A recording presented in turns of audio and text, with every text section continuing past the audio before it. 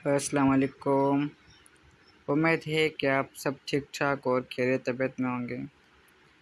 हाँ तो भाई साहब, मैं आप सबका HM स्टोरी से वेलकम करता हूँ। जी तो भाई साहब, आज आपके लिए टॉपिक लाया हूँ बैल और तोता।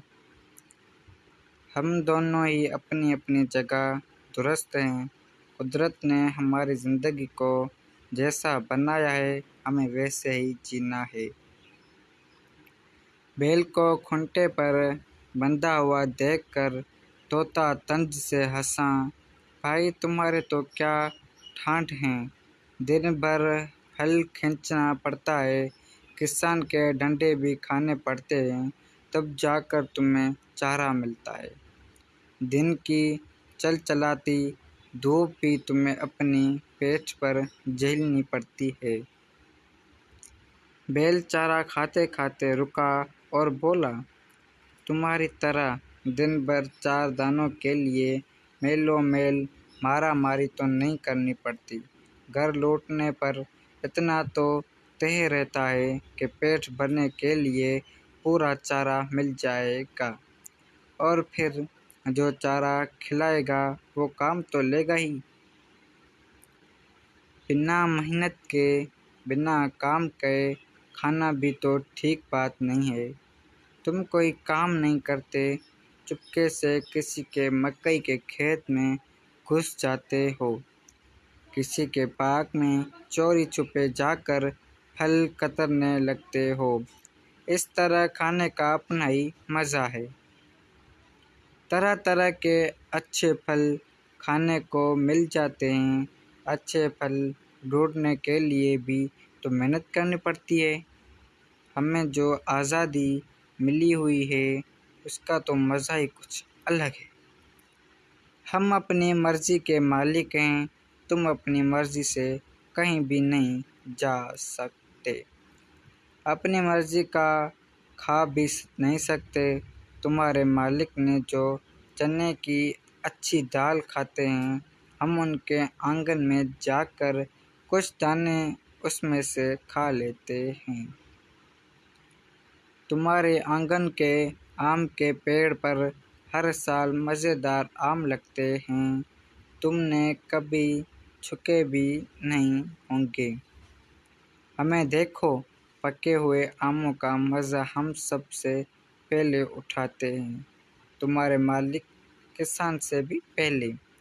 तोते ने आंखें मटका कर कहा, बैल कहाँ चुप रहने वाला था। वो अपने ठोठन को हिलाकर बोला, मेरा मालिक किसान मेरी हिफाजत करता है। ठंड और बारिश में मुझे अलग कोठरी में बांध देता है। तुम्हें तो बाहर खिले दरख्तों पर ठंड, बारिश और ओलों के मार झेलनी पड़ती है। अरे भाई, हम भी किसान मकान के कोने में जाकर दबक जाते हैं। हमारा भी वक्त कट जाता है। अच्छा बुरा वक्त तो सभी के साथ होता है। अब हमारी ज़िंदगी को भी देखो, आज़ादी के फ़ायदे तो हैं, लेकिन कभी हमें शिकारी मार गिराता है, कभी कोई चड़ी मार पकड़कर पिंजरे में बंद कर लेते हैं। आसमान में उड़ते हुए भी बाज़ इकाब छपता मारकर हम पर हमला कर देते हैं। आज़ादी मिली है तो उसकी कुछ कीमत तो चुकानी ही पड़ेगी। मज़ा और आज़ादी कोई मुफ्त में थोड़ी ही मिलते हैं। तोते ने अपनी बात को पूरा करते हुए कहा, वैसे खली हुआ सांस लेने का मज़ा भी कुछ और है। तुम सही कहते हो, बैल ने सर हिलाकर कहा, मगर मेरी ज़िंदगी सिर्फ मेरे लिए नहीं है।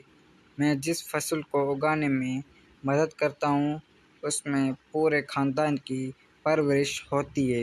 मेरा मालिक मुझे चारा खिलाने के बाद ही खाना खाता है।